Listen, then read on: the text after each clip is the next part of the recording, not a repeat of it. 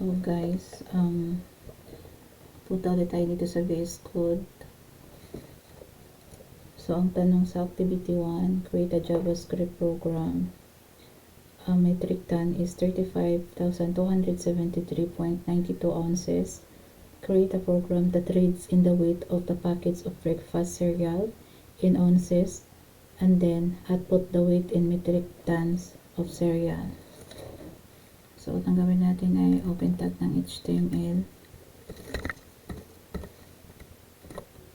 And then, open tag ng body. And then, open tag ng script.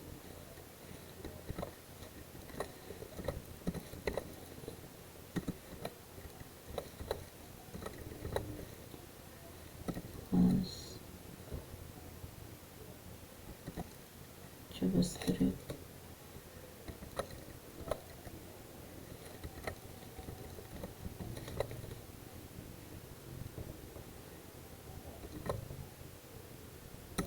And then punta na tayo sa, ulitin ko lang ulit yung problem. A metric ton is 35,273.92 ounces. Create a program that reads in the weight of the packets of breakfast cereal in ounces and then output the weight in metric tons of cereal. So, gawa tayo ng, kunin daw natin yung ounces na sa user. So, gagawa tayo ng, halimbawa, lagyan ko ito ng metric or sabihin na natin ounce.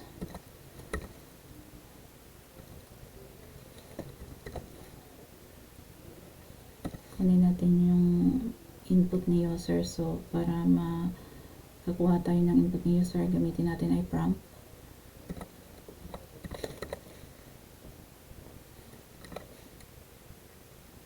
Double quotation. Tapos yung string na ilalagay natin. Kayo na mamili kung anong gusto niya. Basta ang importante ay kunin natin yung input ni user. So, ang ilalagay ko dito ay enter the weight.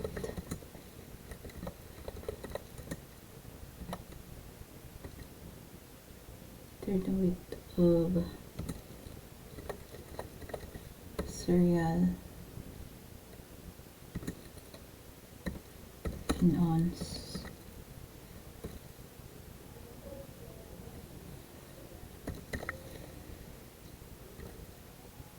And then, kapahinan din natin yung sample ni Ma'am Nakama. Tapos, double quotation. Tapos, dito ay semicolon. Okay.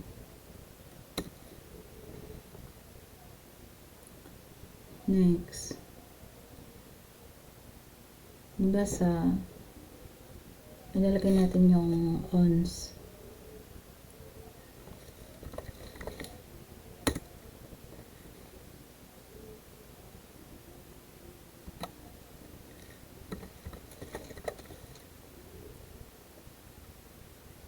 Yung value ng ounces ay 35,273.92. So, semicolon. Next tayo. Iyan na natin yung calculation. Ano natin yung calculation na calculation.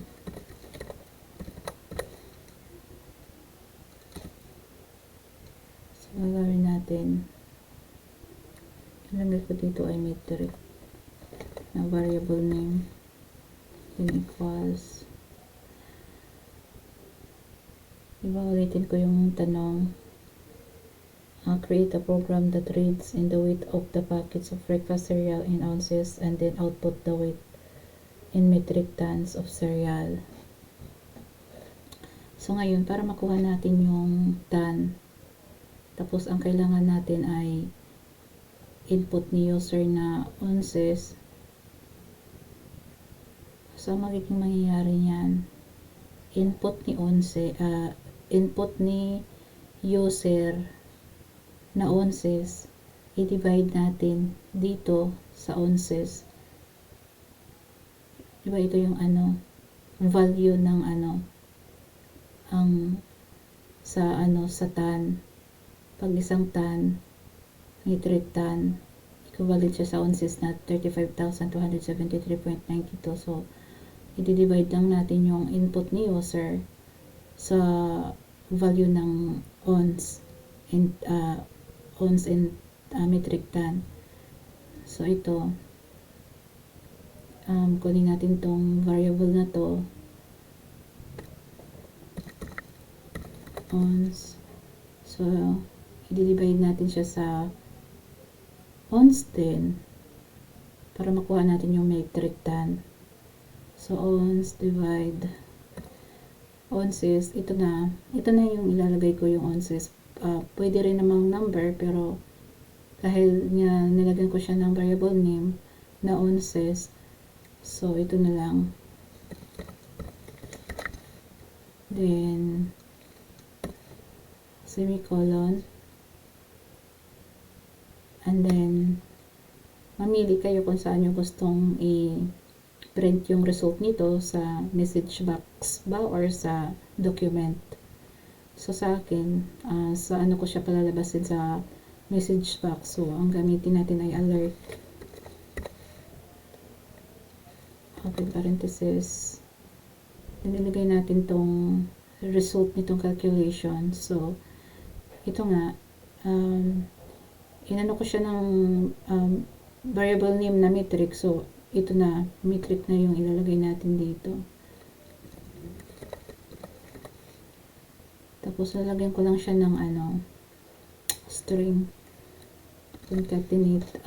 Ulitin ko, guys.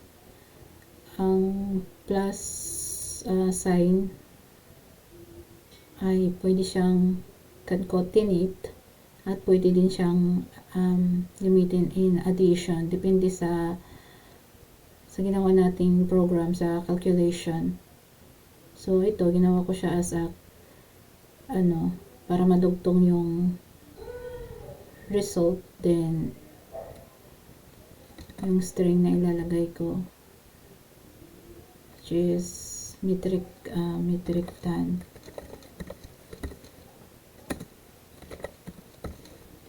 And then, huwag pa natin kalimutan yung semicolon. Ayan na siya. Tapos, gawa tayo ng close tag ng body. Kasi nandito na close tag, ito na yung script, close tag ng script. Next is close tag ng body.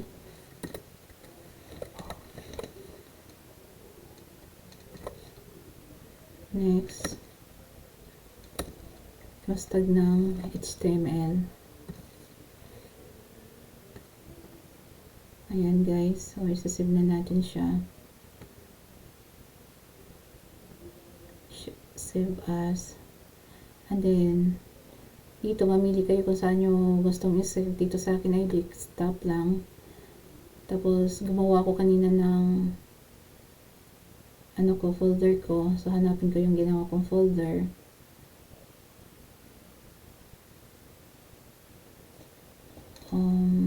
Ay, tata. No, not sample Java. May ginawa kong folder kanina. Ito, JavaScript sample. So, double click. Din sa file name po natin. Kaya na po bahala kung ano gusto nyo ilagay. Halimbawa ay last name natin. So, tinampay. Lagyan ko lang siya ng underscore para malaman ko kung sa pag-run ko, para malocate ko siya. So, lagyan ko lang siya ng metric ton. Metric ton. Huwag po natin kalimutan yung sa extension ng HTML, then save, and then tignan natin kung tama ba yung ating ginawang program.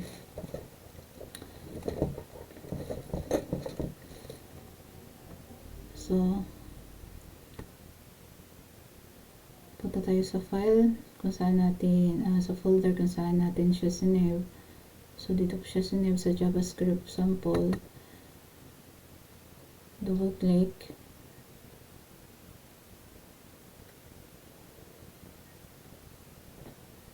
So ito siya. So ulitin ko ulit yung tanong. A metric ton is 35,273.92 ounces. Create a program that reads in the weight of the packets of precast cereal in ounces and then output the weight in metric tons of cereal. So kailangan ang result nito ay metric ton na hindi na siya sa ounces na ano.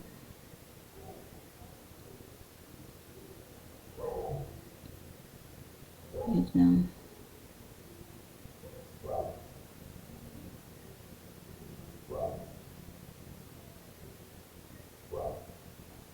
Okay.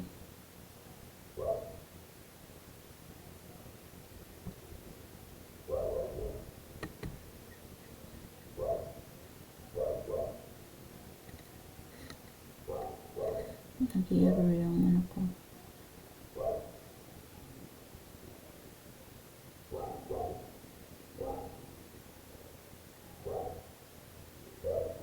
Script language, JavaScript. Enter serial bar. Calculation metric ounces. Okay naman.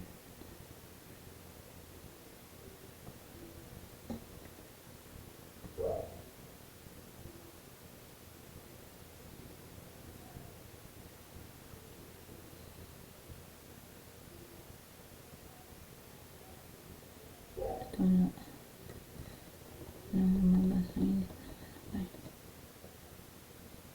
Oh, sorry guys. Kamali ako dito. Wrong spelling. Kulang yung spelling natin dito.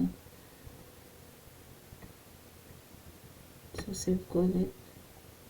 Puntahan ko ulit yung kung saan ko siya siname. Dito ko siya. Ito yan. Ito yung na desktop. Tapos sa folder. JavaScript sample. Double click.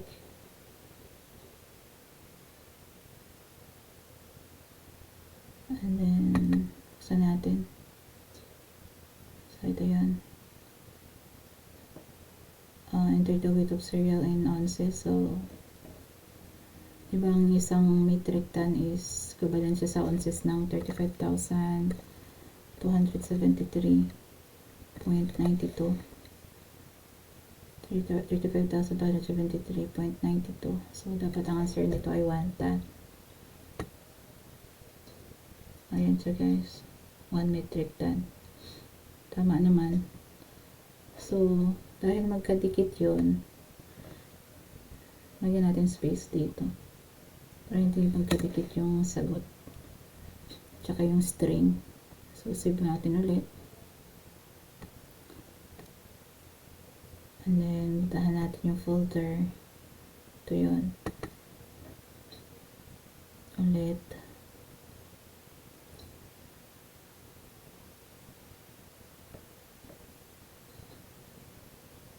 So, 35,273